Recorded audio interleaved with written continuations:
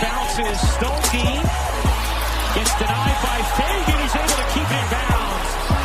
For Wiley whips it out. Pow. Yes. And now, live from Studio 54 of the Gamecock Pod Studios, here's the Cockfather himself, Keith Alsep.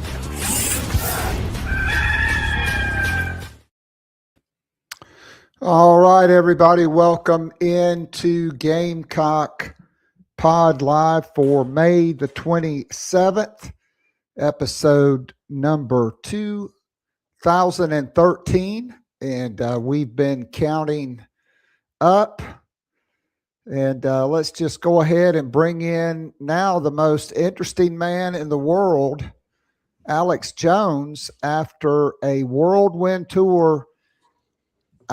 I've heard you are going to be the next host of American Idol and a contestant on Temptation Island after a meteoric rise to fame in the month of May.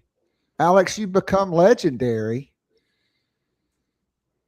for essentially prompting the commitment of four-star defensive tackle John Archer and four-star running back Braden Tyson.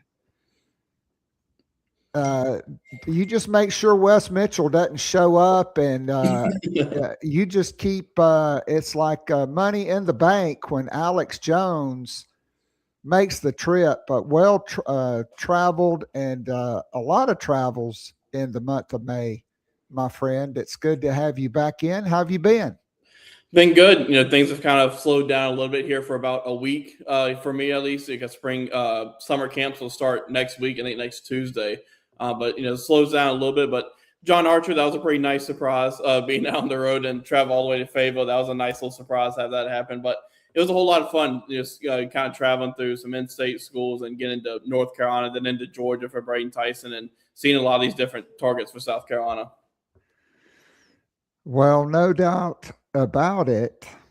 So I did want to discuss a couple of news items and get your take and my take. And so yesterday it was announced by Texas Tech that quarterback Brendan Sorsby, the $5 million quarterback who started his career at Indiana, where he didn't play, but he placed a lot of bets on football, thousands of bets.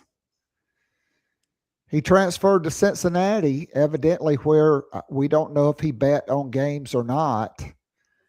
And then Texas Tech outbid LSU for Brendan Sorsby. That's about one of the only players Lane Kiffin didn't get. They either all went to LSU or Ole Miss, even after they were enrolled at other schools. By the way, I thought it was pretty funny when Sark said, all you have to do is take basket weaving at Ole Miss. That was that used to be the joke on Clemson. So, they came out. We talked about it, I think, the last time we had you on before you were out on the road for several weeks. They were going to rehabilitate him. They put him into a gambling addiction program, an inpatient intensive facility.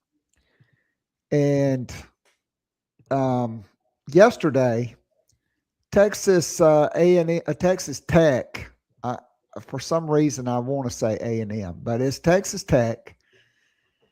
Their president, Lawrence Shavanik, he issued a letter. And so I'm just going to take a page from The Late Show with Stephen Colbert, first draft. So he would always have a birthday card or a Christmas card. Mm-hmm. And he would read what the card said, but then after that, he would read the first draft. And so here's what Texas Tech President Lawrence Shivanic said, then I'll give you the first draft and we'll get your reaction. Yeah. Recently, the NCAA issued an initial ruling that Brandon is permanently ineligible to compete.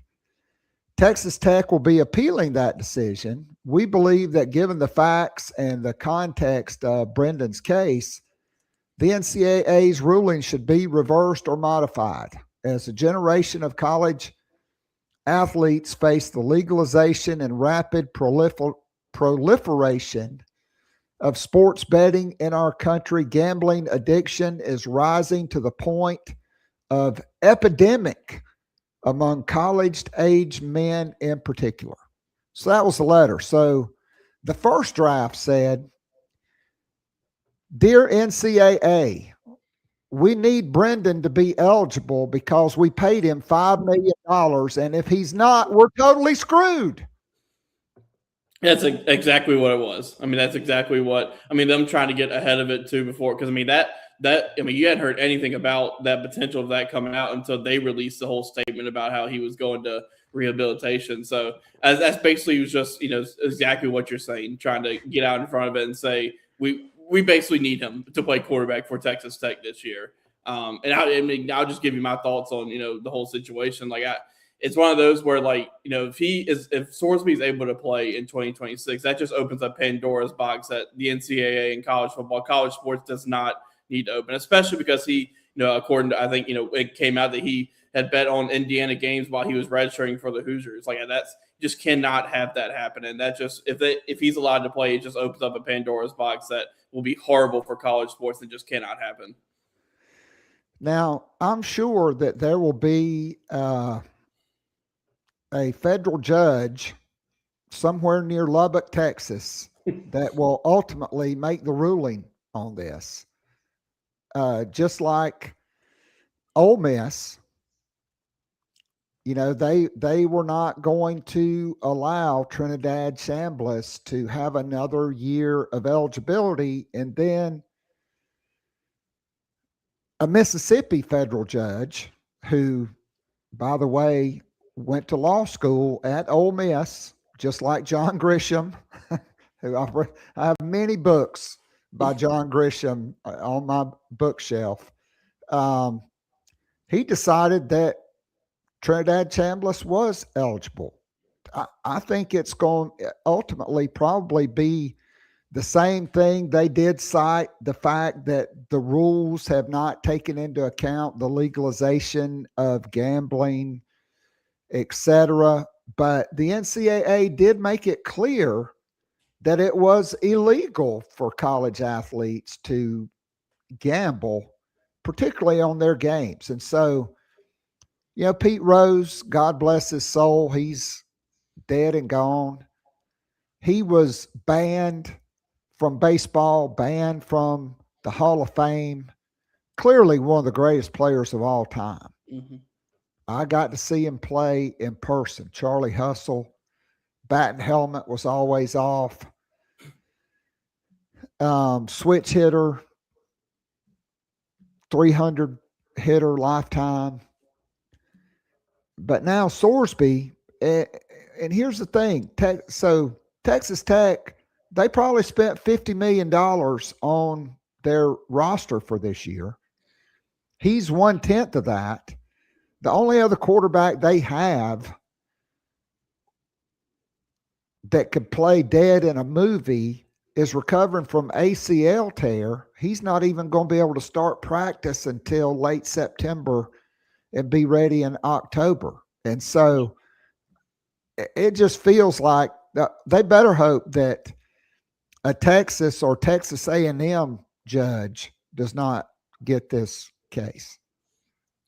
Yeah, I mean they absolutely need Sorsby for what we talk about with what they paid him, but just to have the season that they want this year. I mean, they identified him and he's going to be their guy, and it seems like they're going to be kind of in trouble if they're not going to be able to have him. And I just don't see there's a way he can be able to play. I see the way that you're saying he is going to be able to play with what they'll do from a court standpoint, but it shouldn't happen. It'd be a bad look. I mean, I completely agree. So let's funnel down SEC spring meetings in Destin, Florida. I figured you may be down there to break the biggest news coming out of the spring meetings. Joel Klatt from Fox Sports said, there's been this debate. Obviously, Greg Sankey wants the 16-team playoff. To me, that makes the most sense because then you reward the top 8 teams in the country and they get a home game. It's cleaner. It takes about the same amount of time. But Tony Batiti, the commissioner of the Big Ten, he has been pushing the 24-team playoff. The ACC wants the 24-team playoff. The Big 12 wants the 24-team playoff. Joel Klatt said, 90% of SEC coaches and 100% of SEC athletic directors want the 24-team playoff. Yesterday, Mike Elko had several things to say. One was like, they asked him what should the number be. He said, well, I'd really like the number to be 40. That way I'm never getting fired. Yeah. But I thought the more telling comments, and I said this way back in January, South Carolina was going to have a $30 to $34 million roster. A lot of people scoffed at that. Steve Sarkisian said yesterday, everybody in the SEC's got a $30 million roster. They even asked Shane Beamer about it, and he would not dispute that.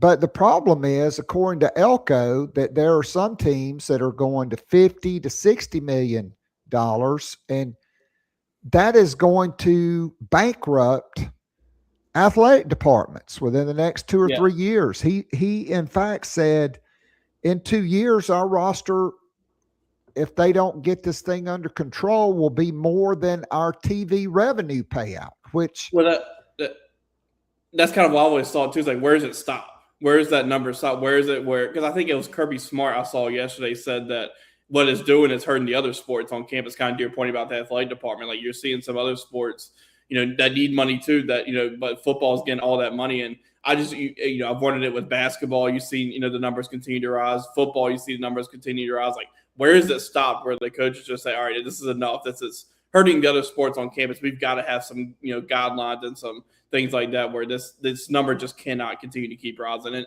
if there are no guardrails, it's going to continue to rise just because the market and these agents know what they're doing.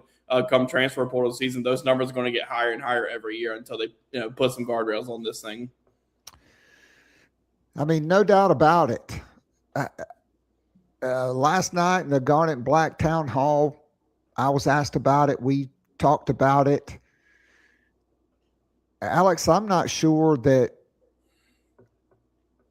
student athletes are going to be at-will employees of the university, and you're going to be able to have essentially a union type situation where there's going to be a players union, there's going to be the university side with essentially the owners, collective bargaining agreements, salary caps, penalties for going over the cap, going over, like if you do it like the NBA with the first apron or the second apron, the repeater tax comes in, and ultimately you could be forced to pay back $5 for every dollar you spend over that second apron if they hard cap it.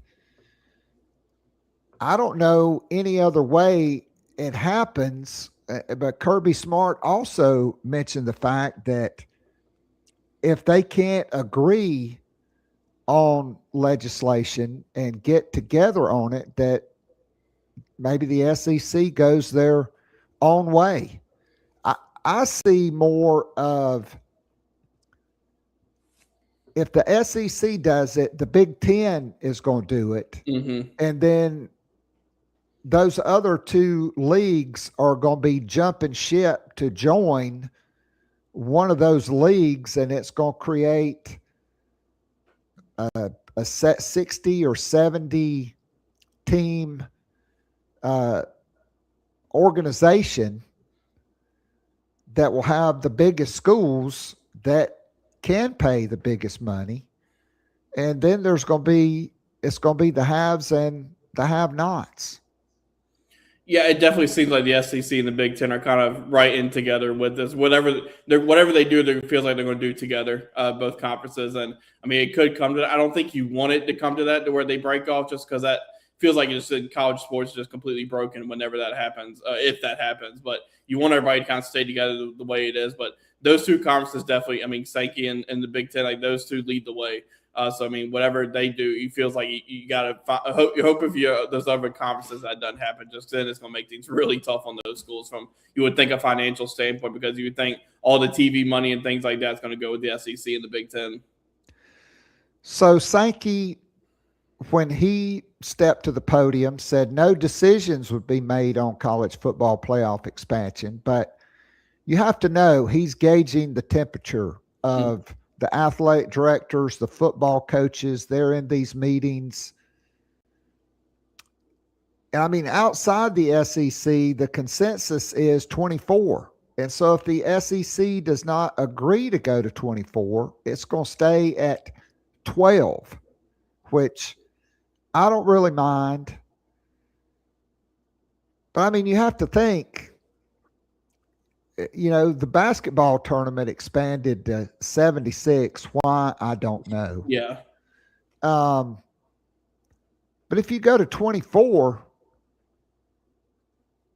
a lot of coaches better be careful for what they ask for, because if you go to 24 and you're Shane Beamer, you better be making that playoff about 4 out of every 5 years, or you're going to be out of a job if you go 7-5 and don't make the playoff 2 years in a row. That was my thought too. Whenever you're talking about what Mike Elko said about how he keeping his job with more teams in the playoffs, but that's also going to heighten expectations too. Where if there are 24 teams making the college football playoff, like, you're going to be expected to make it. Maybe not every year, but you need to be making that playoff. And I mean, that's where I think is, you talk about with what Indiana did this year. I think that's even heightened some expectations for some programs, where you look at a program like Indiana and what they did either last year and this year, that's also heightening expectations. So if you get to 24, or really if you even get to 16, those expectations are going to continue to rise, not just for South Carolina, but a whole bunch of other programs around the country too.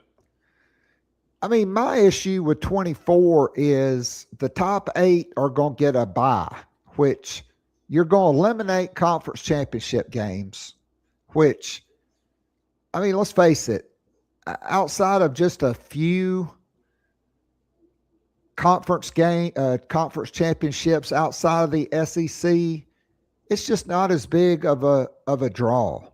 Well, I've always liked conference championship games, but I kind of see where these coaches are coming from with these championship games, where it can be a case where what you've done in the regular season to get to that conference championship game, if you lose, it could knock you out of the playoff. Like, I kind of see where they're coming from that standpoint. I hope it doesn't come to that, where conference championships aren't a thing anymore, but you see where they're coming from that standpoint, where one loss in that game where it really shouldn't could completely knock you out.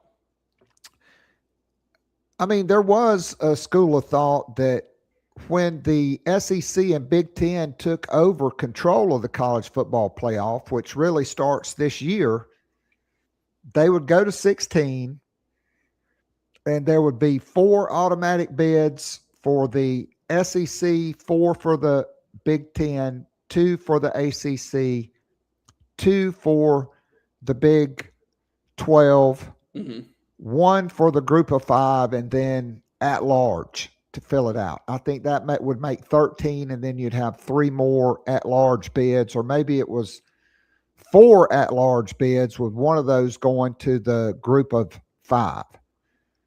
But if you go to 24, Alex, remember the poll last year? Like, if you take the top 23 Power 4 teams, that may be 8 or 9 SEC teams in the playoff, which is going to be so much more money for the league. Mm-hmm. And so,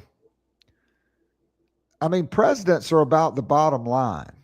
And I would hate to see the end of, I thought it would be cool if you had the automatic qualifiers that you would just exempt the top two teams in the league, and then you would have 3 play 6 and 4 play 5, maybe in a double header in Mercedes-Benz Stadium, or maybe you'd play one in Mercedes-Benz Stadium and one in AT&T Stadium in Dallas, and that would give you your other 2 automatic qualifiers, and it would make you more money.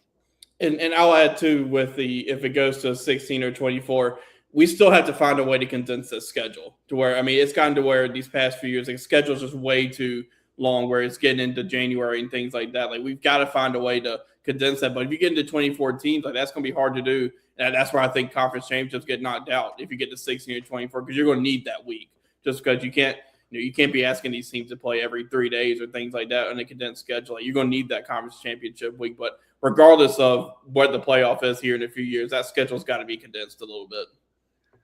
So if you were Shane Beamer or Eli Drinkowitz or Clark Lee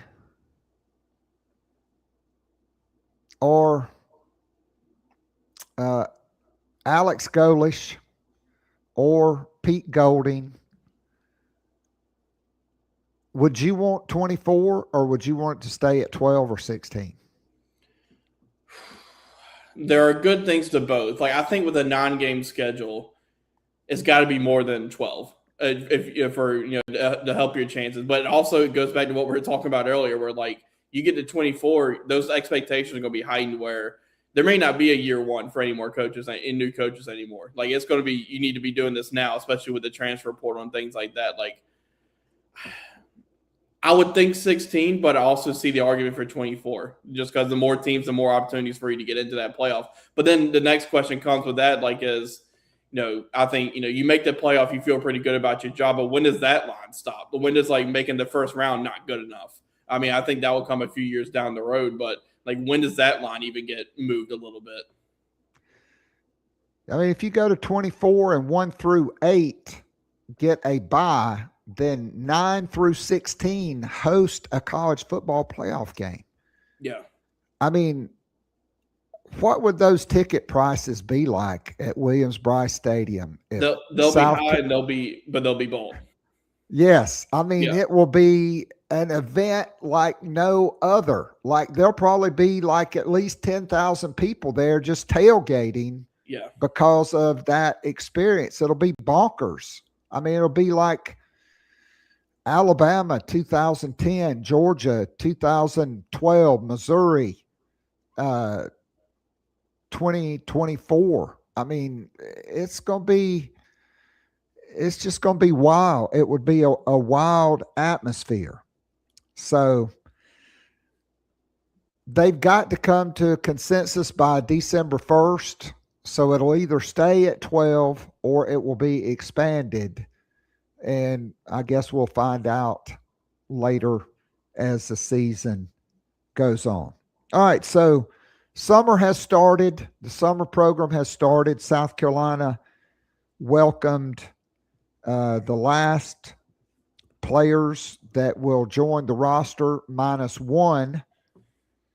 5-star offensive lineman Darius Gray, 4-star wide receiver Sequel Patterson. I think Caden Ramsey was 4 stars by somebody, the tight end from Cross. KJ Johnson, the cornerback from Birmingham, who's one of these prototypical Torian Gray guys, 6'2", long, athletic. Long snapper Matthew O. Offensive lineman Neff Giwa. I think that is the pronunciation. Not Jiwa, but Giwa.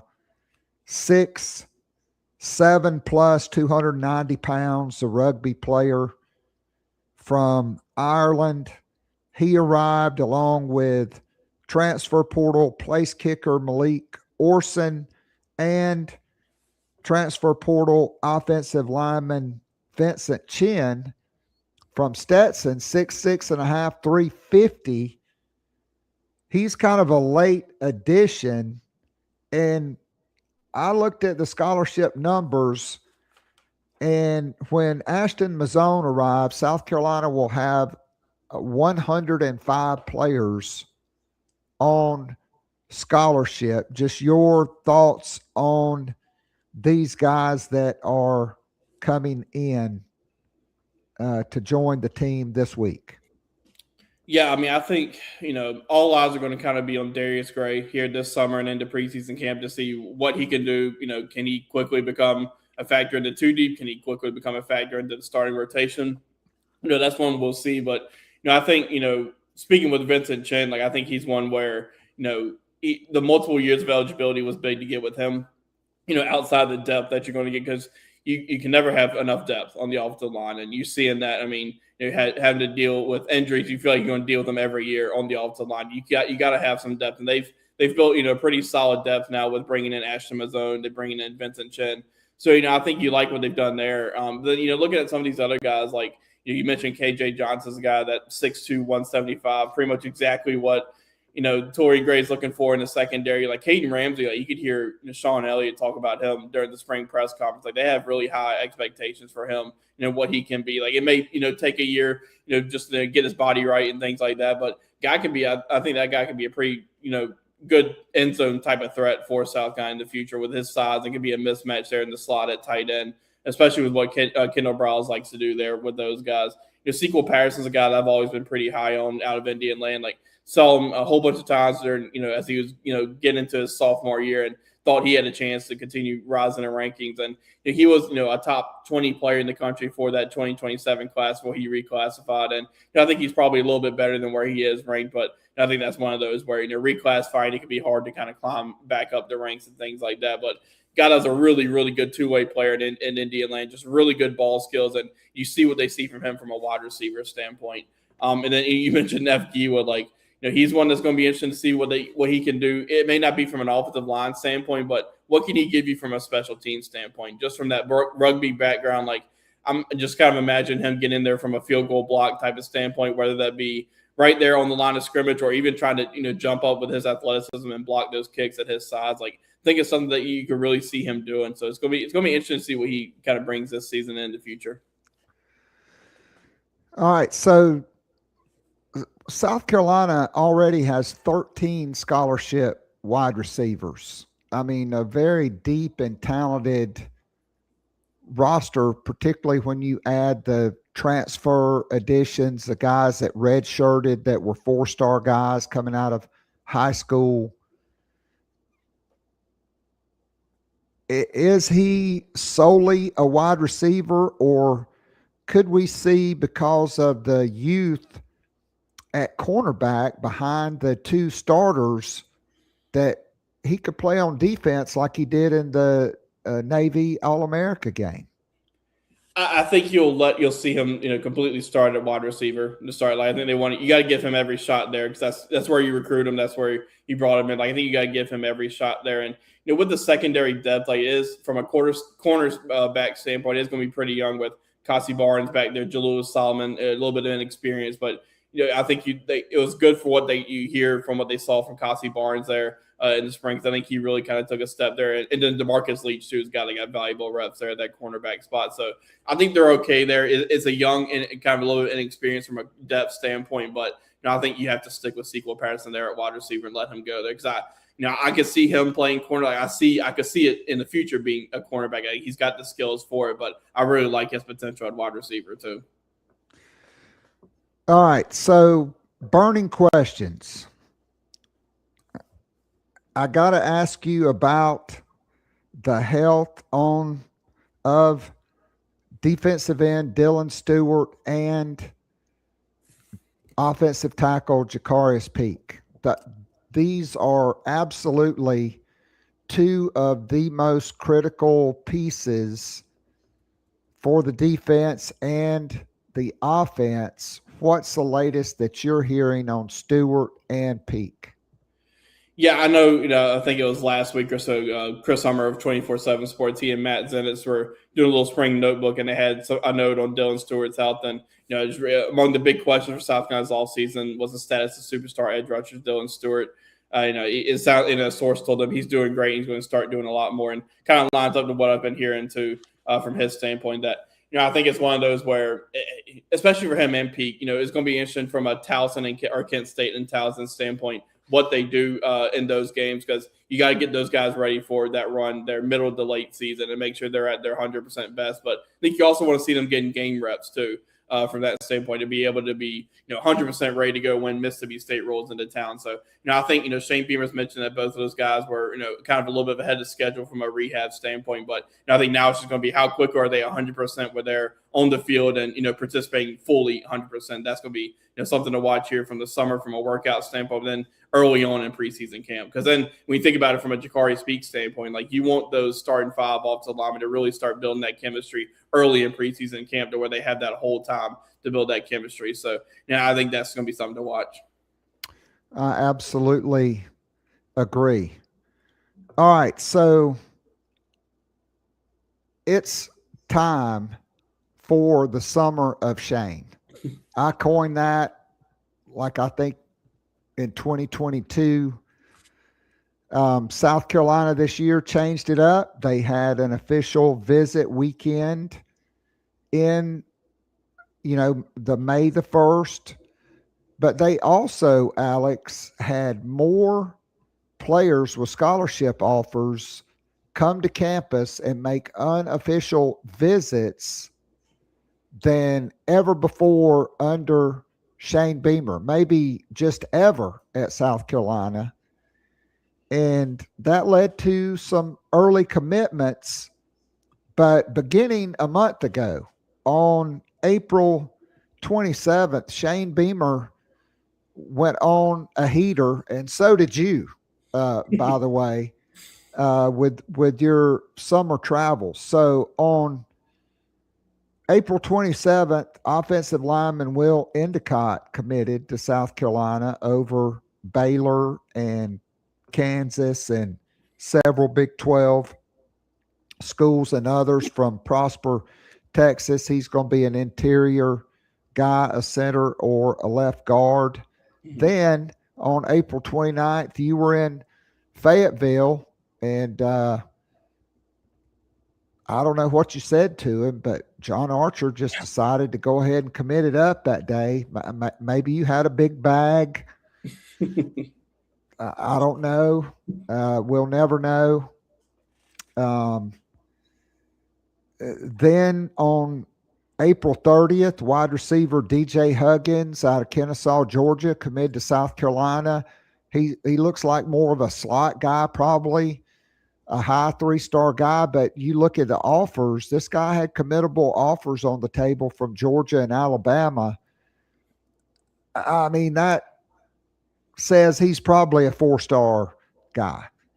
Then there was the unannounced welcome home, which was tight end Judah Lancaster, who's almost 6'5", 230 plus, a native of Arizona. He was at IMG. Now he's going to be at Brentwood Academy in Tennessee. He looks like that guy, kind of like a Joshua Simon, a Michael Smith kind of guy that's big, that's rangy, athletic.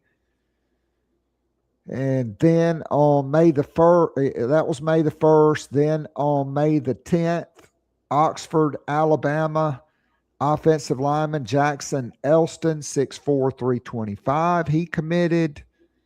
Then on May the 12th, 4-star McKeesport, Pennsylvania wide receiver Javian Robinson committed, 6'2", 195.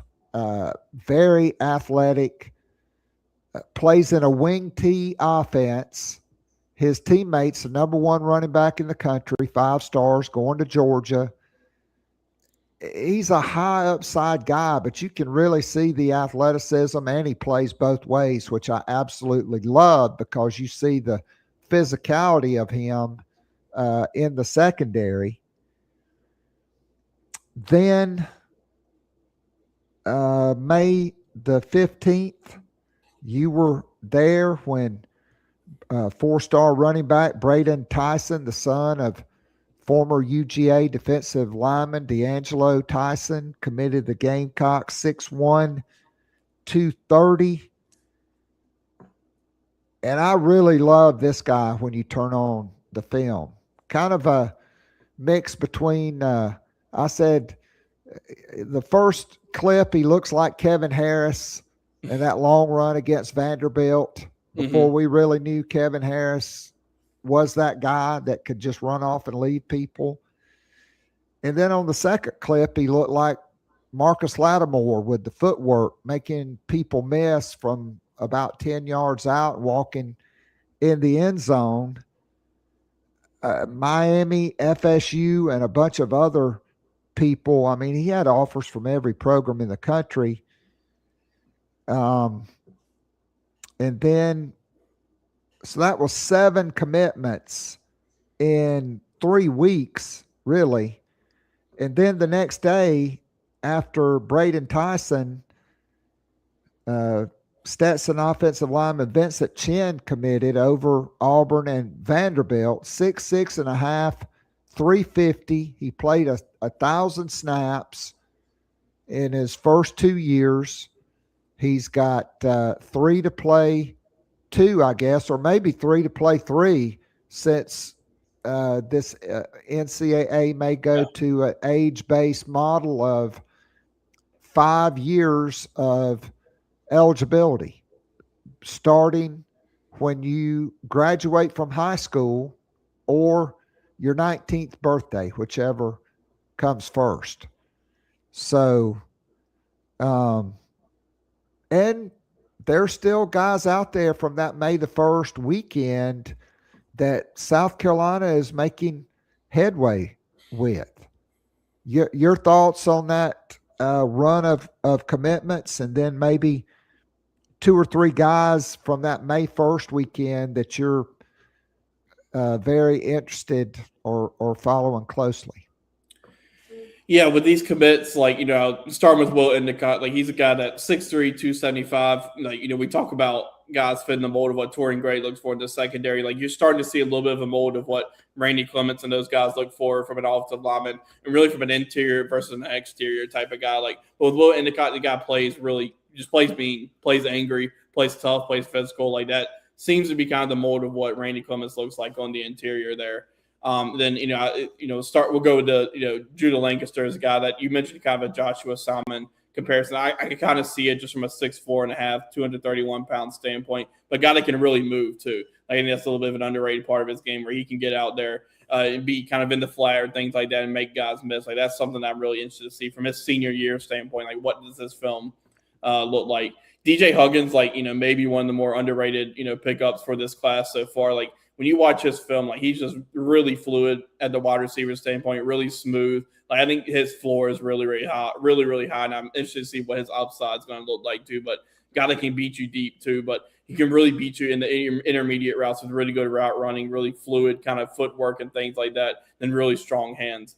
And then obviously, we'll go with 2 guys I've seen in person here. We'll start with John Archer since he was first. Like, guy that for his size, saw some things from him in practice where he moves really well. He can bend really well at that interior spot where you got to stay low, have good pad level. I think now the next step for him is just continue to get quicker and things like that. But he's got pretty good quickness already. And I think just watching him for his size, he fits kind of what they're looking for at that defensive tackle spot from a size standpoint.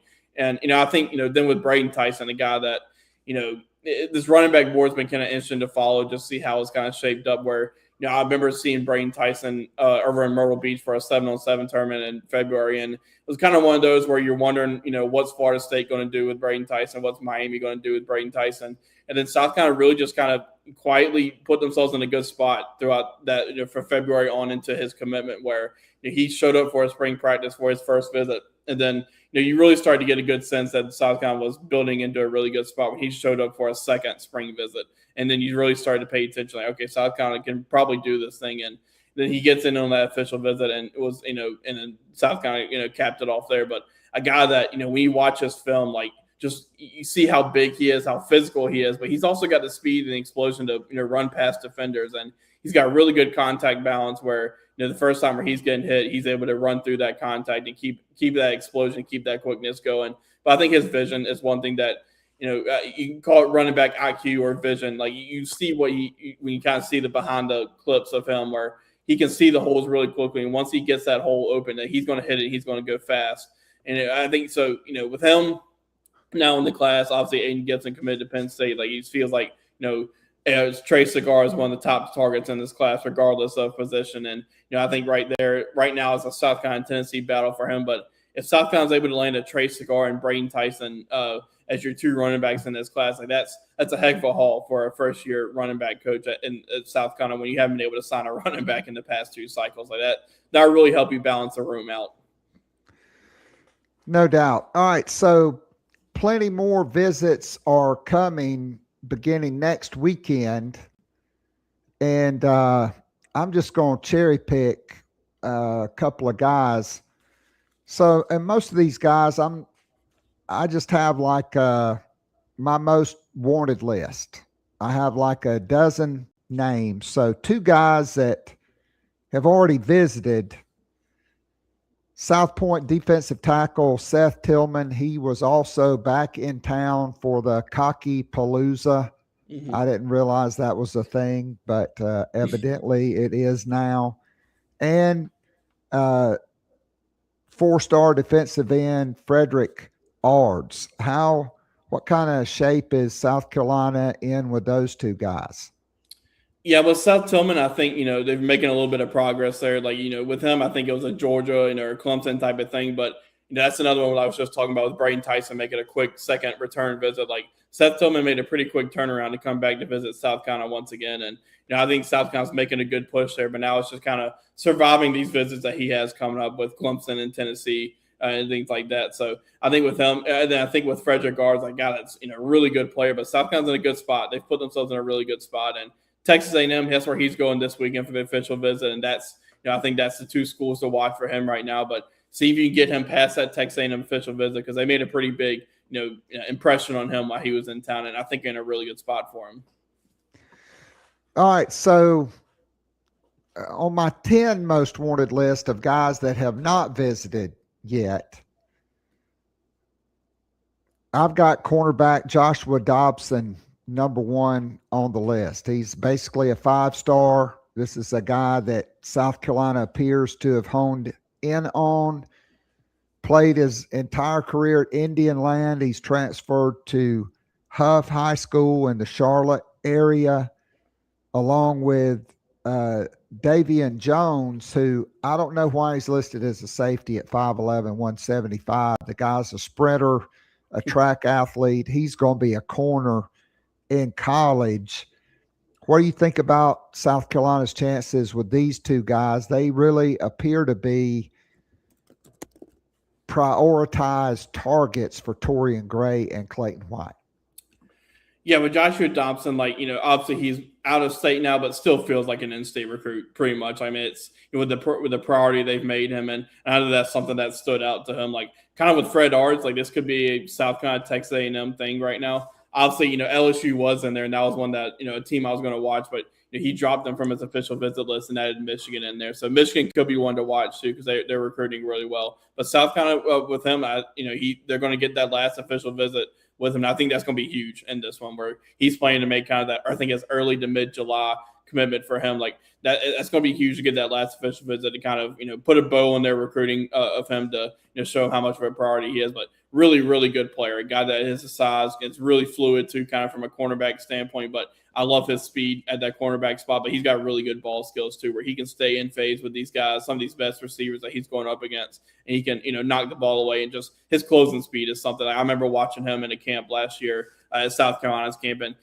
one guy got behind him a little bit, but next thing you know, he's right and gets right back in phase him and knocks the ball away. So his ranking's very deserving. And Davion Jones may be a little bit underrated too. Like I think that guy from a ranking standpoint could be a little bit higher, and he's just one where he plays physical at that 5'11" frame, but I think he's got the frame to continue adding really good weight, and you got to see what they see in him from a cornerback and maybe a nickel type of standpoint with him, where I think that's where he fits best. But with him from a recruiting standpoint, I think LSU's one to keep an eye on there. He'll be there for that June 12th weekend.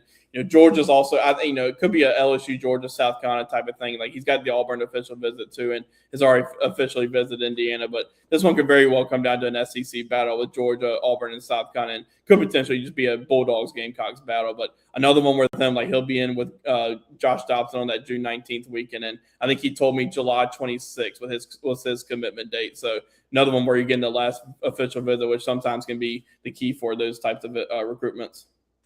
All right, so how about two Irmo guys, offensive tackle Nate Carson, and then defensive end Jaden Bryant, 6'3.5", 245, who committed to LSU, Sterling Lucas, but he's making visits. South Carolina is getting him in on June the 12th. Thoughts on these two guys? Yeah, Nate Carson, I think South Carolina's in a pretty good spot. Like it's a South Carolina, Tennessee type of thing, but get him in on that official visit and see what can happen. Where he's an in-state guy. South Carolina's done really well with Irmo kids, and I think quietly kind of put themselves in a good spot there for the 4-star. And then with Jaden Bryant, I think it's one of those where could be something where it takes it into the season where you continue to watch to see what South Carolina's doing from a record standpoint, how they're doing this season, and see. Obviously, he's got the OV set, but how does LSU do this season? What does South Carolina do? And if he starts visiting during the season, that's going to be one to keep on watching. But I think from there, it still seems like a pretty tight LSU commitment. All right, good stuff. All right, defensive tackle still a priority. Two guys from North Carolina, Nate Kamba and Anton McCoy. Thoughts on those guys? Yeah, so I've seen both of these guys in person too this spring, and I'll start with Antoine McCoy. Like there may not have been a guy I was more impressed with from all these guys I've seen than Antoine McCoy. Like that guy, from a physical standpoint, just looks the part of what they're looking for. But that's also, you can see Georgia's doing really well with this guy too, where it's going to be, feels like a Gamecocks Georgia battle for him, and Georgia's kind of getting back into North Carolina this cycle for defensive linemen, where it's going to be a battle. But that guy is really, really good and just has a great personality, great kid. And he's one where he's only going to continue to get better and better. Where he's a 3-star guy, but saw him in the Charlotte camp a few weeks after I saw him at St. Paul's High School, and he dominated in that camp and won the defensive line MVP. When there were guys like a Rashad Streets there, who's a 5-star going to Oregon, and some other really good defensive linemen. Like he showed out at that camp, so wouldn't be surprised if you continue to see his ranking rise. And I think Traven Robson, they're kind of doing all they can for him right now. Where that's going to be a battle that comes down to the wire between Gamecocks and Georgia. And then with Nate Campbell, like he's one that kind of fits that nose tackle type of run stopping type of guy that you see kind of like they used with a DeAndre Jules a few years ago. Like I think he fits that mold where and then I think with him, I think it could be I think he's visited NC State, and then it could be a battle there where Ohio State's also in there, Georgia's also in there with him. Like those are kind of the three with him that I'm watching right now is Ohio State and Georgia, and he had in South Carolina. He had a teammate in Josiah Fields that South Carolina was looking at one time, but I think things kind of cooled there with him where they're kind of looking at him from a 3-tech standpoint, but now he's going to Louisville. I think things kind of cooled there. Alex, great stuff as always. Visits start next weekend. Football camps. There's going to be 2 or 3 under the radar guys that come into camp and just pop, like Nick Eamon-Warry, like a Tristan Lewis kind of guy. So we'll leave it there. Thanks for being with us. I'm sure you're probably glad to be off the road for a while and just be going down to the indoor for camps and things of that nature. Thank you so much, my friend. Great stuff as always. Be well, and we'll look forward to catching up with you down the road when we really get into the summer of Shane. Absolutely. Always enjoy being on. Thanks for having me. Absolutely. All right, that was Alex Jones. Today's show is brought to you by the award-winning full-service catering company servicing the greater Charlotte, Fort Mill, Rock Hill area, Nana's Porch. Nana's Porch is your go-to for all your catering needs, whether it's a banquet, a wedding, a corporate event, a birthday, wedding anniversary, graduation, or engagement celebration. Whatever your catering needs, Nana's Porch has got you covered. I strongly urge you to support this Gamecock owned and operated business. Go to the homepage, nanasporch.com, NANASPORCH.com. They'll work with you on customizing your menu. The food is delicious and the customer service is second to none. Get in touch with my good friend, Chris Payne. They will take care of you, and your guests will be raving and asking, where in the world did you get this delicious food? All right, let's go back out and let's go up to Chowda territory, maybe, even though I see that Austin, Texas. I appreciate you putting that up for me. Bring in Lulu Kesin, who looks refreshed, looks like she's been on vacation. Lulu, it's great to have you back on the show. How have you been? Yeah, thanks for having me. I'm good. I got back from Colorado last night. I was in Colorado visiting some family for the weekend, and it was a lovely trip. I did not remember that I'm technically closer to the sun in Colorado, so I got kind of sunburnt when I was running a race. But besides that, it went very well, and I had a lovely, lovely time. So if you were out like in the Denver or Colorado Springs area, I mean, we all know it's very 420 friendly there. Any contact buzz from the medical grade marijuana that is abundant in Colorado? No, and I was in Boulder. I mean, I flew into Denver, but no. And I spent, my cousins live in Boulder, so I was there for the 4 days, something like that. So how is that as a college town? We know that's Coach Prime, Deion Sanders, head coach at Colorado. What's it like out there? Yeah, it was fun. So on Monday, I ran a 10K that finished in Folsom Field, and I'd never been inside. I'd been on CU's campus, but never been to the football stadium. Definitely insane to see Shadur Sanders' jersey retired already. Travis Hunter, I understand. But it's a beautiful area, beautiful campus.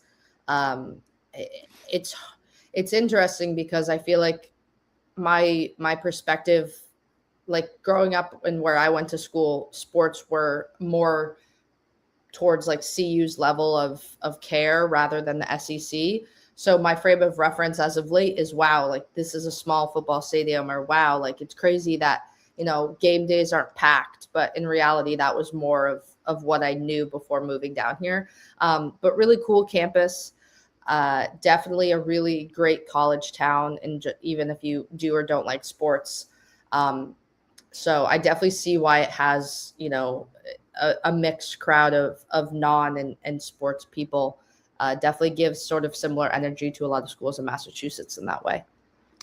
All right. So running a race there. So training in Columbia and then going to an elevated atmosphere to run the race. Like you always hear about teams that go to Denver, even people that go skiing, because of the difference in the altitude, it makes it tough. How was that? Was it what you expected? Yeah, it was funny. I was definitely worried about it. I wanted to go visit my aunt and uncle, my cousins that weekend. And every Memorial Day, there's this race called the Boulder, and it's a 10K. And for the first time this year, it sold out. There was 50,000 people who ran the race. So it's very much like a fun party vibe. Very like bands are playing when you're running by. It's not like for time or people. I mean, people do run it in a very serious way, but like people are in costumes and things like that. I was nervous about the elevation. I did not know what to expect. We went on like a 5-mile hike a couple days before the race. So I felt like that's when I was like, oh shoot, that I'm really adjusting in that way. But by the time Monday rolled around, I felt like I was used to the environmental factors. It was definitely really nice running without humidity. The the second I landed in Charlotte last night, I felt like I jumped in a pool. It's just so gross and sticky and so hot here. So I think that was like one of the hardest parts about leaving Colorado was just like the fresh air. I had the house had the windows open the whole weekend, and that's just not something that I can really do in my apartment logistically anyways. But it was the thoughts about going to play in Colorado are true in terms of elevation, but luckily I adjusted a couple days before the race because that could have been a rude awakening really quickly. All right, great stuff. I have to think the temperatures were probably in the 70s, maybe low 80s. Big difference. Columbia was built directly above the 7th level of hell. It's the hottest, most humid place I've ever been. I can still remember. So you know where the Honors College is. So that's where I lived when I was in school. Although full disclosure, it was not the Honors College. It was the Honeycombs, which are probably the grossest dorms in the history of any college, going all the way back to Animal House, 1962. But I walked out, and my dorm was Laborde. It was maybe 70 feet from the sidewalk. And by the time I got there at 8 o'clock in the morning, it looked like somebody had sprayed me down with a water hose. It was that humid. So, Colorado had to be a welcome relief. So I know we talked on the phone, but since Dawn Staley added Olivia Edwards and 6'1" French sharpshooter Justine Lobens, we've not had you on the show just to get your take on that. I mean, getting the big O. I mean, what a late addition for Dawn Staley. And she's just different from everybody else. Even if she's 6'5", they list her at 6'3", but I've heard she measured 6'5". I mean, not only does she dunk two hands, but she handles the ball. She can finish with her left, her right. She can shoot the mid-range. She can shoot the three-pointer. I mean, just a huge upside. And from Dawn Staley, an unbelievable intangibles and work ethic that she brings. Yeah. And I think too, when you think, I didn't realize I haven't been on the show since Big O committed. I didn't realize it had been that long. I mean, the roster even 2 months ago to now is entirely different when you look at who they added and what they're bringing. And I think with Olivia Edwards specifically, it's almost I don't want to say a good thing, but it's incredibly impressive that Dawn got her late in the game when she knew exactly what she was walking into, right? She has this sounds harsh, but she doesn't have the ground to stand on where, she committed in September and then Dawn added these pieces and Big O's like, what the heck, you had me this whole time. You don't need to add 4 people, you don't need the depth. Like, you have me. Whereas she knows that she's walking into a team where I think, Chloe Kitts, this is her year in some ways. And then you have Joyce Edwards now a junior. And that's not to say that that she won't see the floor, but I think it shows a lot of maturity and a willingness to think about, 4 years rather than 1. With the transfer portals, I think with the transfer portal in general, there's a 1-year mindset for a lot of people that when high school players commit, there's almost even like this idea that, oh, what are they going to do as a freshman? But the reality is, if you're lucky enough, you get 4 years at one place if you look at it. So this South Carolina team is absolutely loaded, and I think Big O is going to bring I think she's going to mirror in some ways what Dawn already has and needs more depth at, but also bring something, bring a unique skill set that's really going to kind of diversify her offense and defense for that matter. Yeah, I mean, I see with her and Allie Turnaby's a lot of positional versatility with them. Like they are not true back to the basket post players only, like Medina Okot was, even though she, found her stroke at the 3-point line, or like an Adele Tack or Aaliyah Boston, etc., or a Kelsey Andrews, who I know can shoot it. So this week, Olivia Edwards and Kelsey Andrews, which is good news because she's healthy, they're at the Team USA 19 and under tryouts. Jersey Robinson was ineligible because she played up to 19 and under last year, even though she was 16 years old when she did it. So then the last one was Justine Lobens, the 6'1" lefty sharpshooter. I think in one of the FIBA tournaments, she shot almost 53% from 3-point range. When you turn on the film and see her, what do you see from her?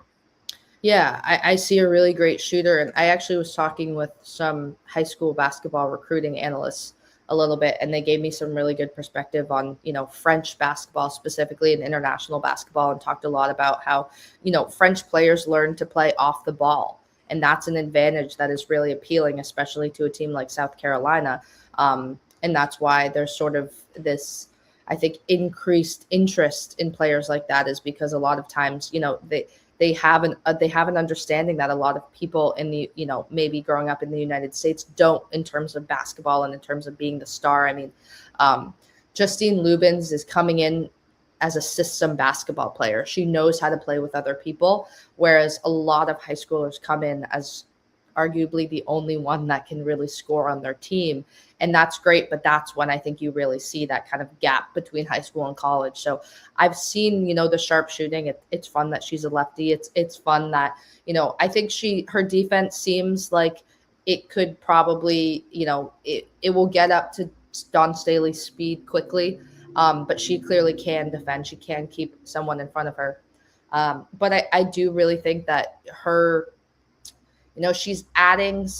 I think it was a really smart move with Dawn. I obviously don't know. I'm trying to hunt down the recruiting process and the story and how it all came to be. But it's certainly something that I think bringing in somebody that wasn't necessarily the main scorer and already knows how to play in a system, even if she's a really kind of rotational player, or even if she has spot minutes here and there, I think that'll go a long way, especially if she can shoot the ball. I mean, she has height. It kind of, you think about the options Dawn has in a scenario where it's an inbounds play, they're down 2 and she's going for the win. She can basically put 5 players on the court that can shoot a 3. And it gives Tornabees like some familiarity, and maybe, not saying that was the prime reason. I don't know the reason, but I do think stuff like that really matters. And I think Dawn is intentional on multiple levels in almost everything she does. No doubt. Former Arkansas coach Mike Neighbors talked about international recruiting, and he said if you get one, you better get 2, because they're going to get lonely. They're going to miss speaking their native language. They're going to miss being around, somebody that they know. Well, they both played professionally this past year for different club programs, but they have played on the same FIBA national teams for France. And I think that was a very wise pickup. And I think you had the first lefty since Alicia Gray on the first national championship team, at least a perimeter player that is really crafty. And you see the team defense. Like, I'm not saying she's Larry Bird, but let's face it, Larry Bird, he was not the greatest athlete. He was not, but he was a great team defender because of his awareness, because of his basketball IQ. And I kind of see that with Lubens, with the fact that she not only on the ball, but off the ball, very crafty in anticipating. And I think a really solid pickup. So, we did not mention Ashlyn Watkins. So, I mean, this team made it to the national championship game. They were without Chloe Kitts, who was the first team preseason all SEC player.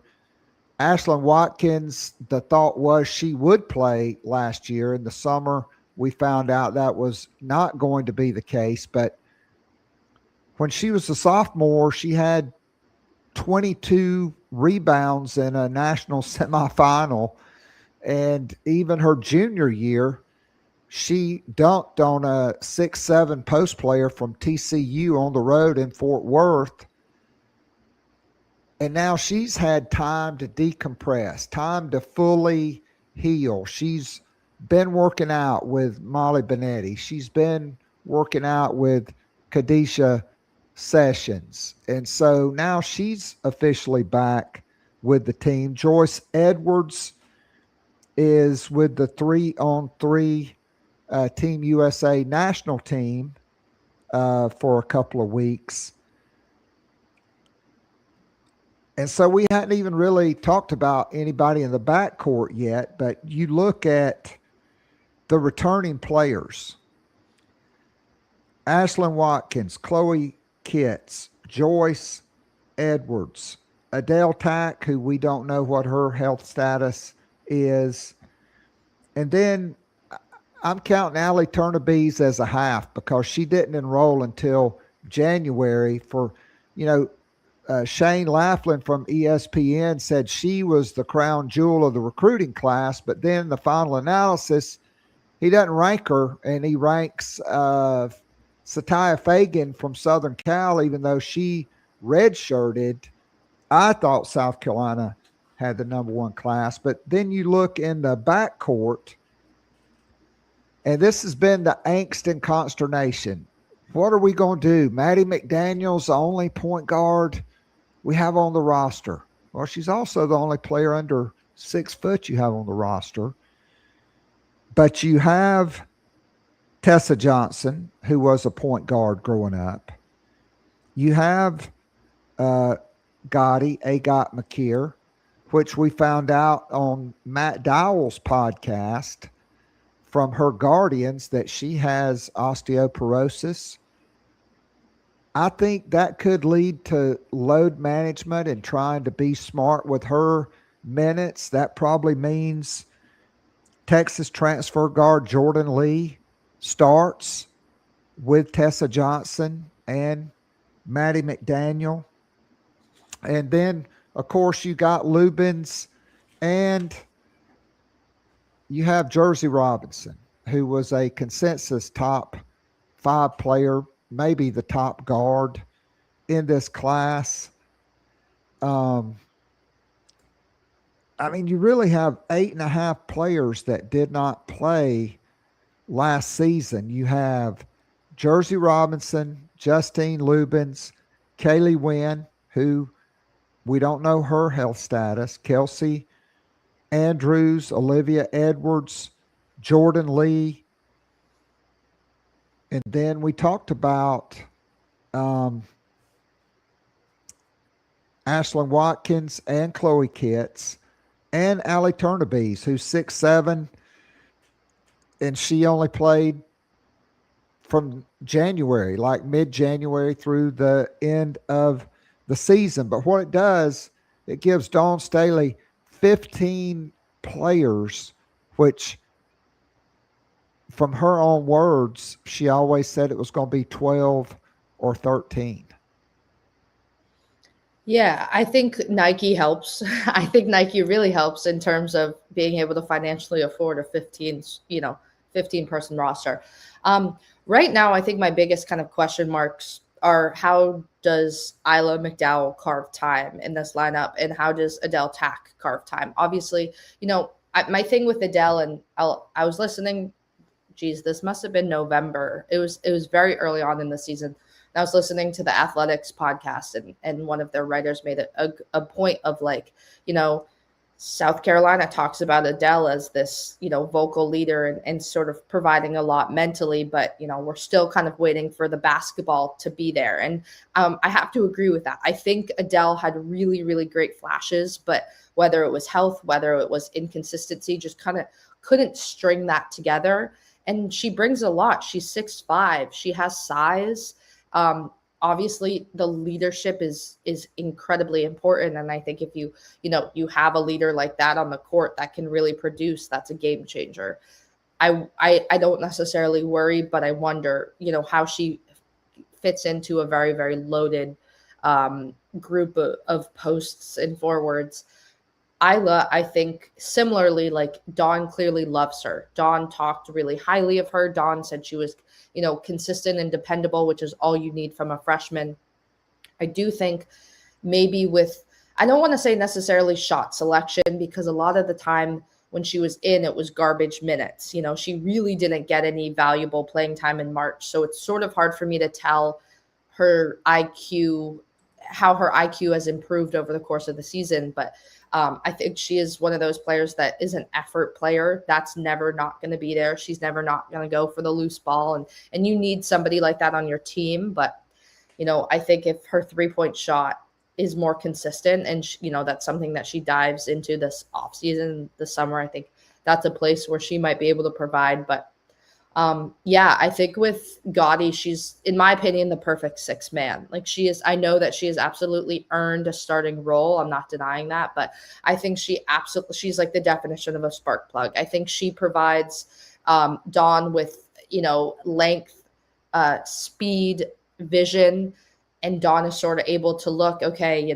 assuming it's Mouse with Tessa and Jordan next to her, like, Gotti can kind of go in wherever. She can even run the point. She can even, she can obviously play for either Jordan or Tessa. They're pretty interchangeable in that regard. And so I think if Tessa's 3-point shooting is on and Jordan's playing exceptional defense but needs a breather, okay, you have an exceptional defender in Agat McKeer to bring in who's more comfortable playing inside and can kick out to Tessa. And if Tessa isn't playing well or is the one that is playing well and needs a break, Gotti can be that 3-point shooter if Jordan is more comfortable in the mid-range game. So there's so much that those three can kind of do. And I do think that, with Maddie McDaniel, obviously she has steps to take, but I think has really, really improved over the last year.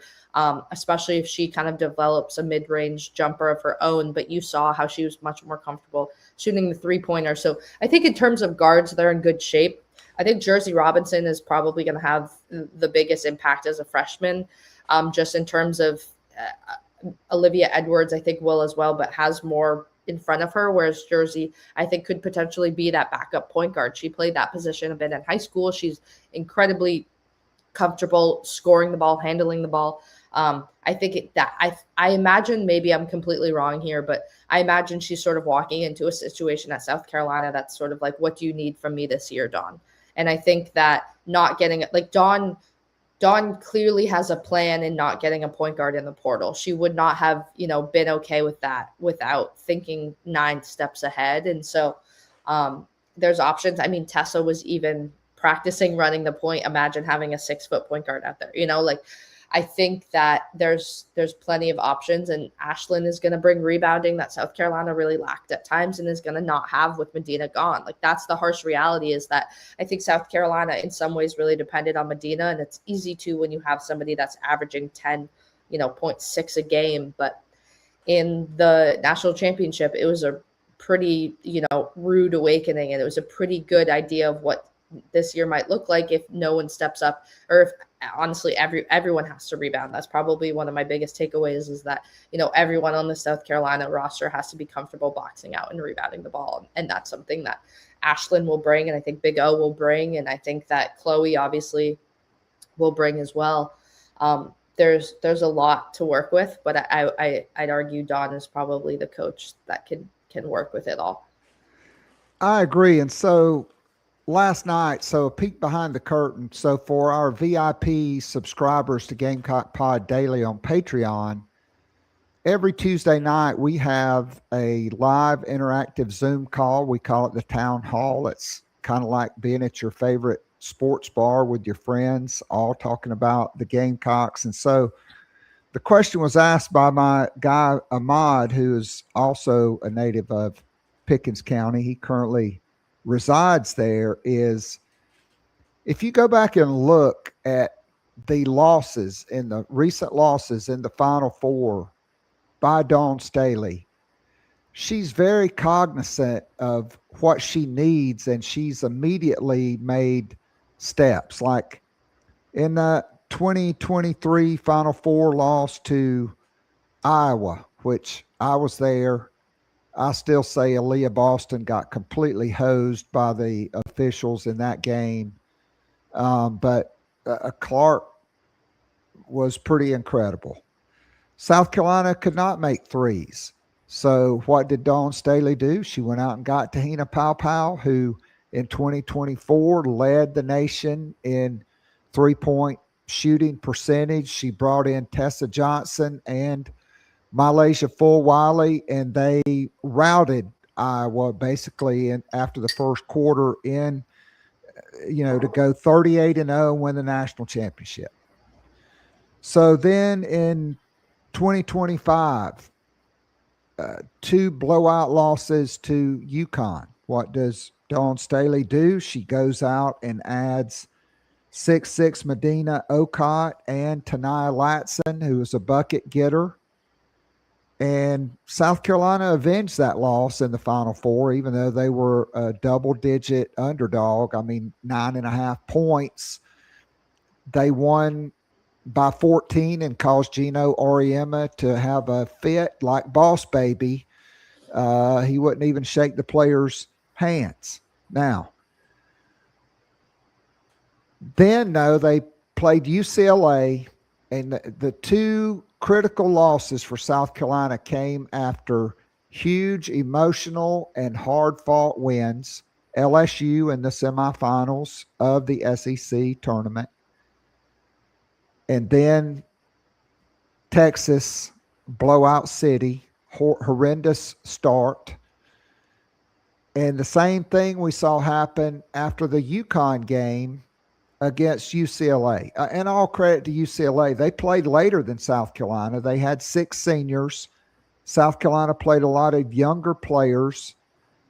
And now I think Dawn Staley, said, well, I thought going into this season I was going to have Ashlyn Watkins and Chloe Kitts, and then we didn't.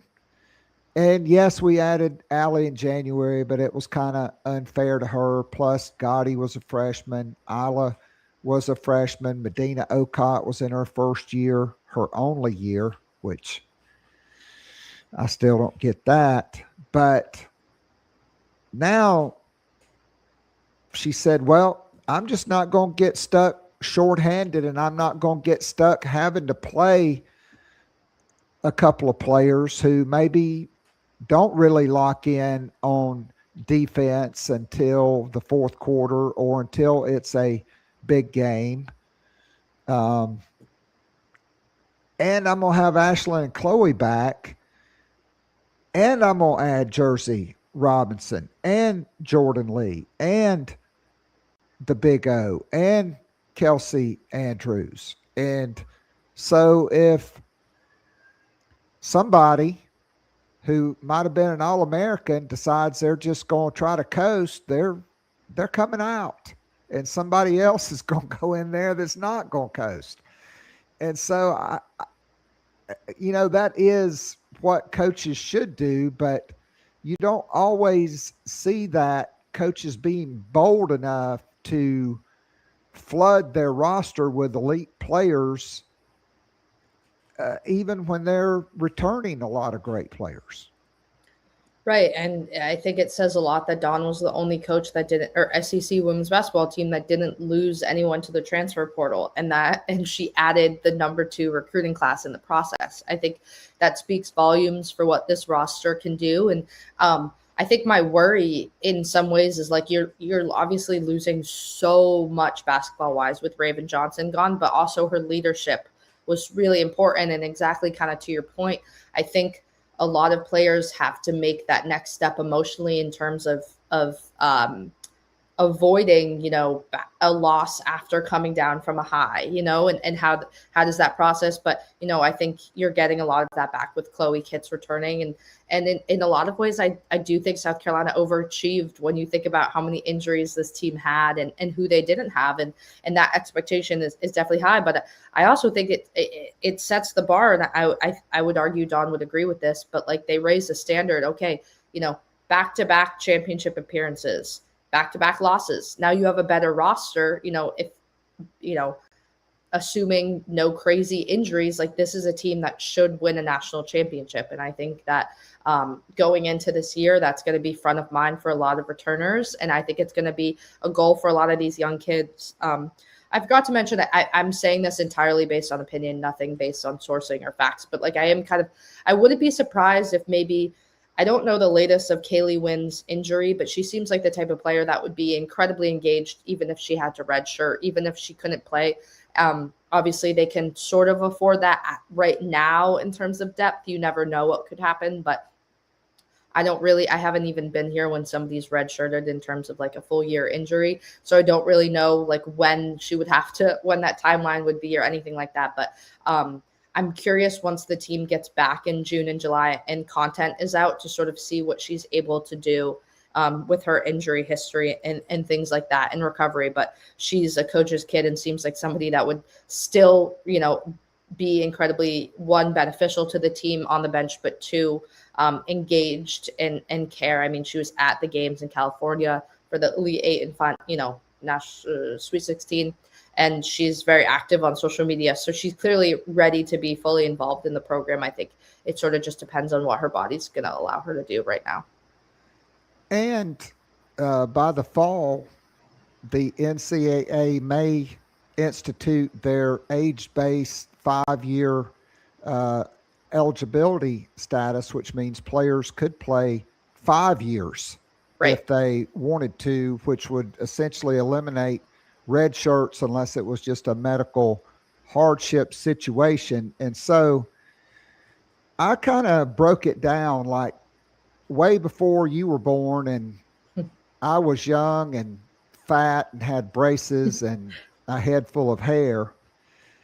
Dean Smith had loaded rosters at North Carolina. And so they started what they call the white team, and then they'd bring the blue team off the bench, and it'd be 5 more players. And so I've kind of broken this down for South Carolina, and I have 6 players with the first group because I just don't know how it's going to play out. And so I'm looking at Maddie McDaniel, Mouse, starting at point guard. She's waited her turn. That has always been important for Dawn Staley. And a lot of people may forget that if she would have played a few more games and gotten 12 more assists, she would have led the NCAA in assist to turnover ratio, and she was a McDonald's All-American. Then I've got Jordan Lee and Tessa Johnson starting on the wings with Chloe Kitts, Ashlyn Watkins, or Joyce Edwards in the front court. To me, those are probably the top 6 players. But then that second group, you talked about having a 6-foot point guard with Tessa. Jersey Robinson's almost 6'2". I've got her running the second unit at point, which I think you and I both agree that really suits her for this year. And at times she can play with Maddie on the court as well. But then Gotti and Isla McDowell, who I really think is going to take a big jump because she is predictable on defense. That is the big takeaway from me, what Dawn Staley always said. She knew exactly what to expect from her.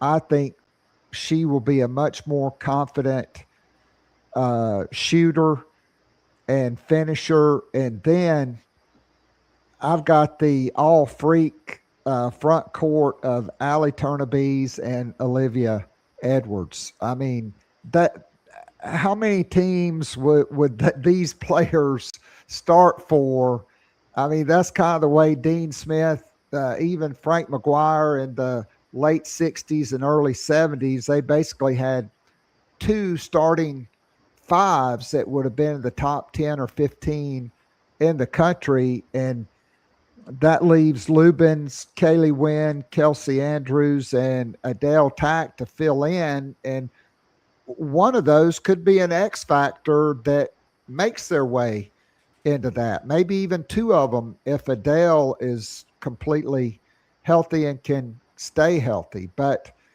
it's just, I mean, is it fair to say this is the deepest, most talented roster Dawn Staley's ever coached? I think there's definitely an argument there. I would say probably definitely the deepest. I think there's still obviously when you look back about, the years when she had the freshies and those kind of teams, that the talent there was undeniable. But I think it'll be really obvious in one game, one scrimmage, sort of if it is or if it isn't. I think this team, I'm curious to see. I'm not doubtful, but I'm just eagerly awaiting, what the rotations look like or how this team plays together. But it's absolutely, loaded start to finish. And there's so much that Dawn can do. And I imagine as a coach that she's just kind of sitting there, incredibly excited about the possibilities of, what this team can be made of. I mean, just those 11 players. I mean, it's just ridiculous, honestly. I mean, all of them except Chloe Kitts are McDonald's All-Americans and Allie Turnaby's because she's from France and wouldn't be eligible for that anyway. And Chloe left in the middle of her senior year to come to South Carolina, announced it in November that she would enroll in January. I just think it's I'm like you. I can't wait to see. The season will be in October. And now Dawn Staley, when they announced that game in Paris against Maryland, she said, I hope I get to take a French player home. It's recruiting. And that she was talking about Allie, but now she's going to be taking two French players back home. You mentioned Nike. That will be the debut of the South Carolina Nike uniforms with the same pattern as the U.S. Olympic team uniforms, the debut of the A2s and the Asia Wilson clothing line. I mean, it's going to be a really huge event, especially with France hosting two of their own playing in that arena. South Carolina's, the FAMs are going to travel, but I think there'll be a lot of French basketball fans that will now be Gamecock fans because of the two players on South Carolina's roster. Absolutely. Absolutely. It's the perfect year to go back to France. And I think it's going to be incredibly rewarding for everyone involved. No doubt. Well, Lulu, I can't thank you enough for being with us, especially coming off a vacation. What's the plans for? I know you got to be going back home to get some chowder. Yes. Yes, I crave New England seafood so much.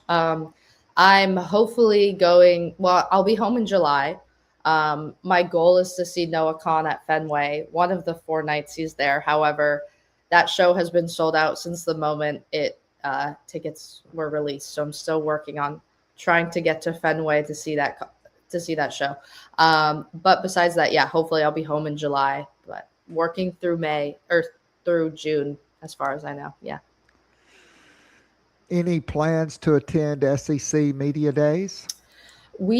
Because my paper is part of the USA Today network, they sort of send a limited pool of us. And I've always been, I initially my first year figured I would go on vacation and fly home for that. But then I kind of just got help down there. And so I don't think I'll be going again this year just because that system works out pretty well for us. But I still have to circle back to make sure. But I think about 4 writers will be there kind of covering upon the network. I do a lot of remote coverage for it anyways.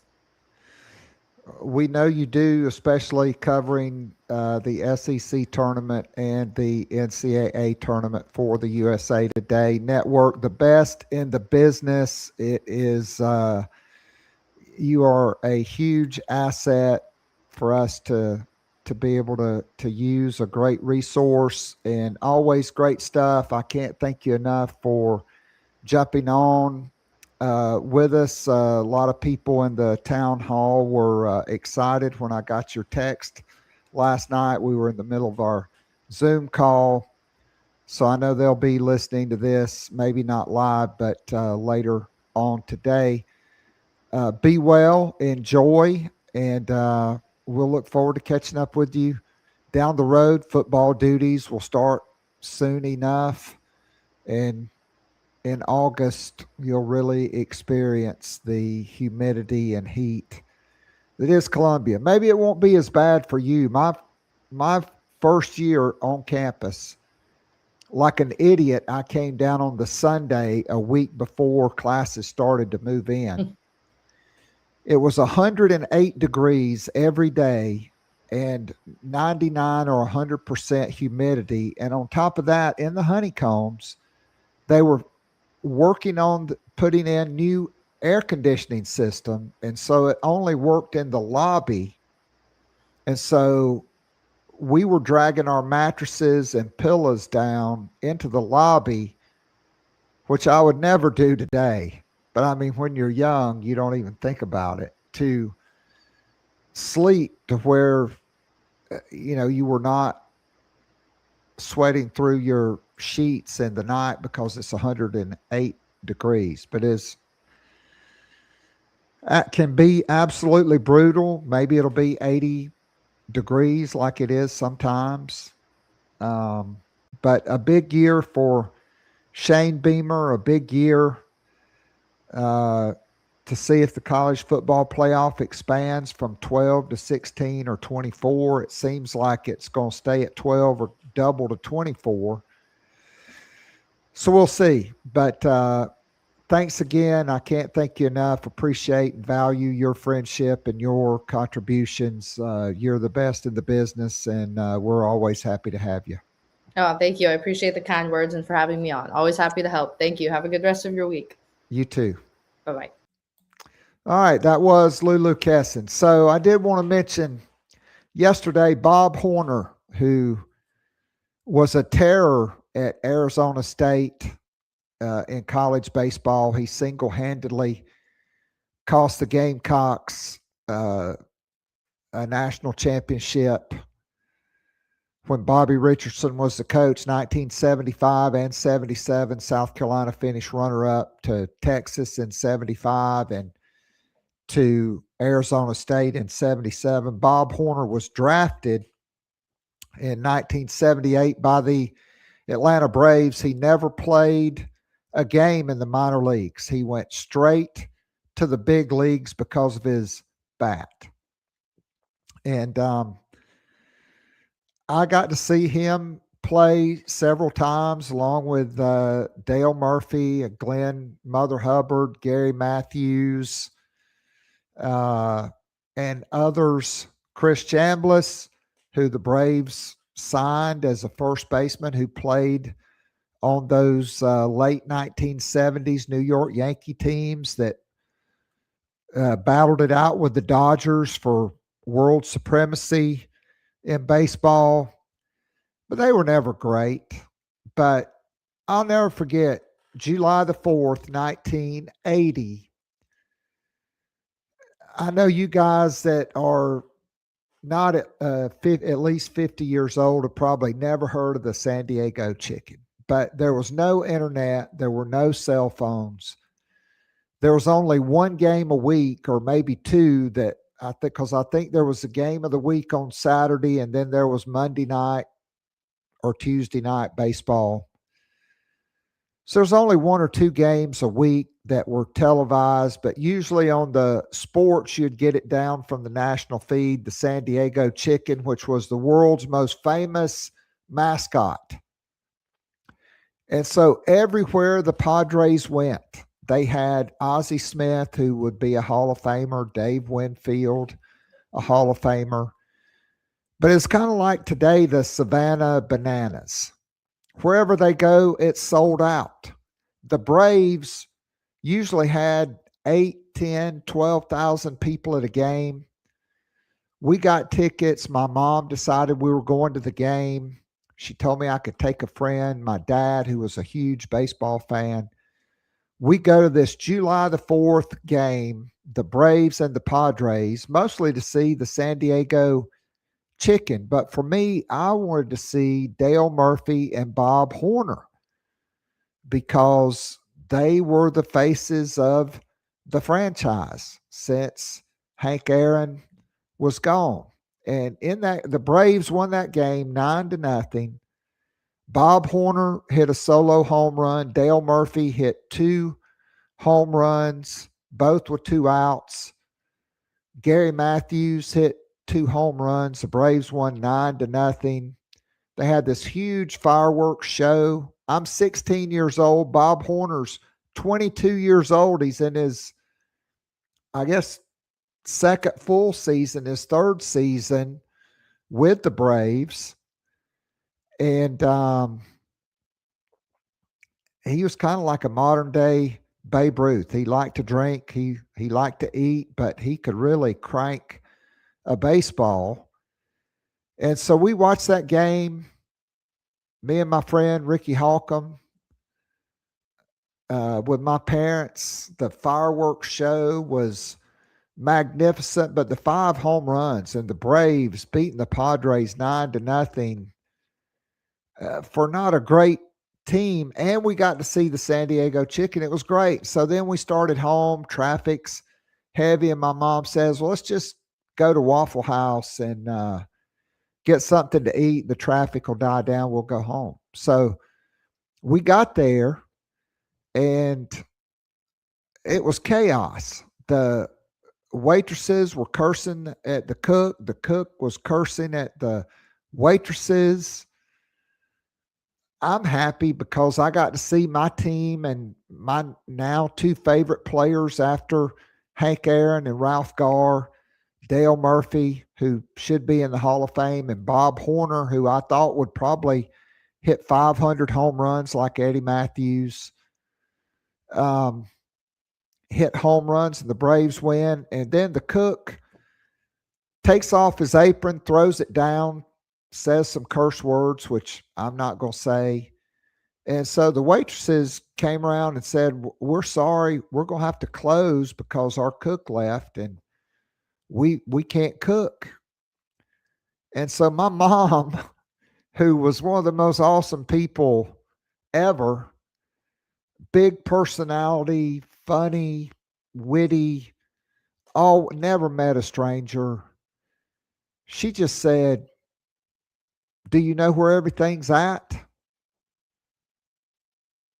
that needs to be cooked? And they were like, yeah. She said, well, if one of y'all will help me and you got a clean apron, because I'm not wearing that SOB's apron after he threw it down on the ground back there, I'll cook and you won't have to close.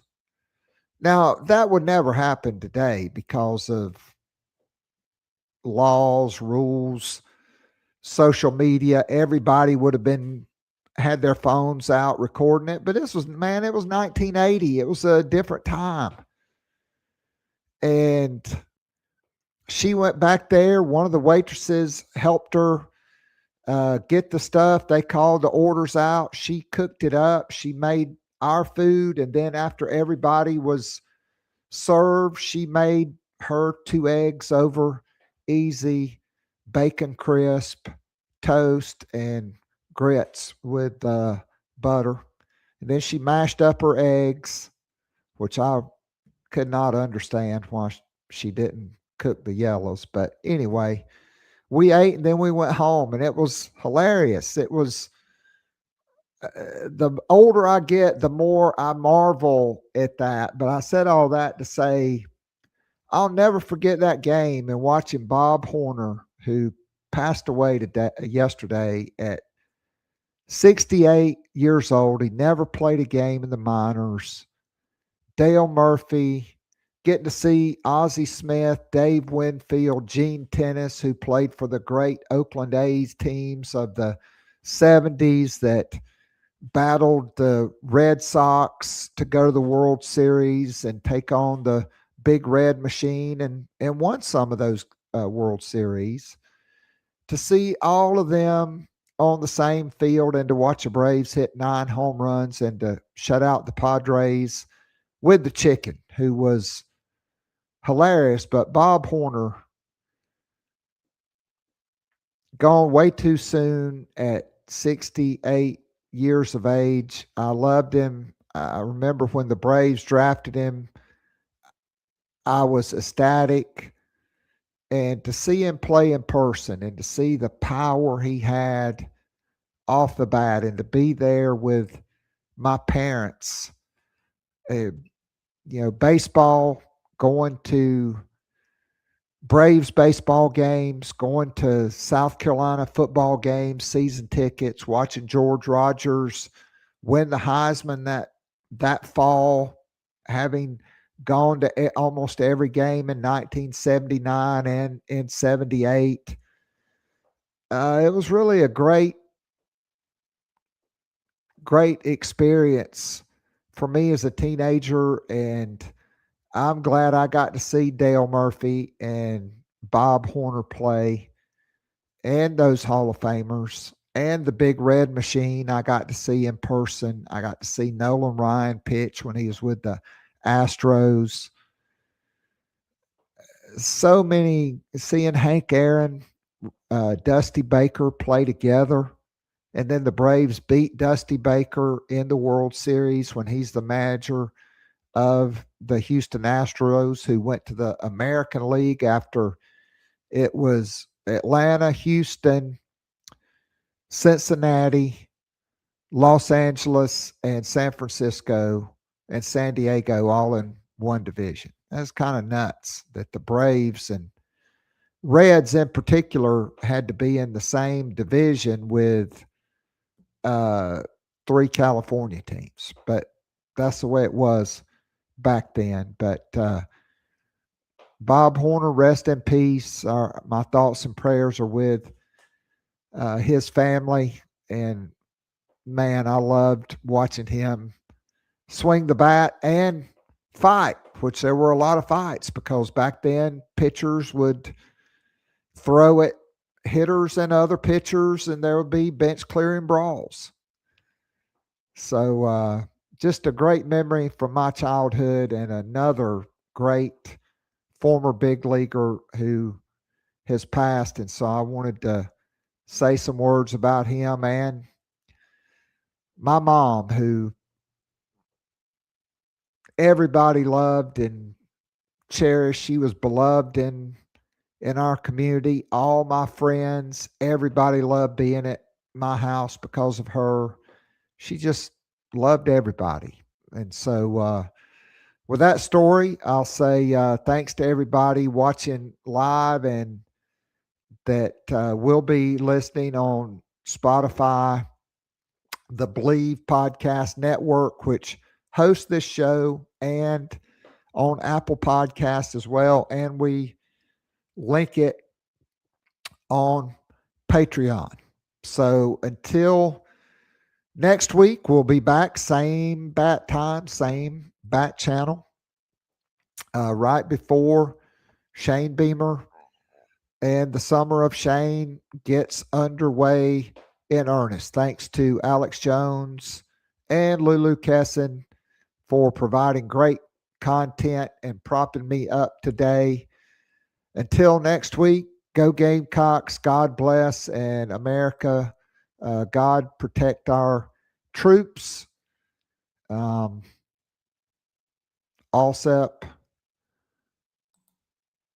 out. And I almost forgot, we got our outro to play. And so enjoy this on the way out.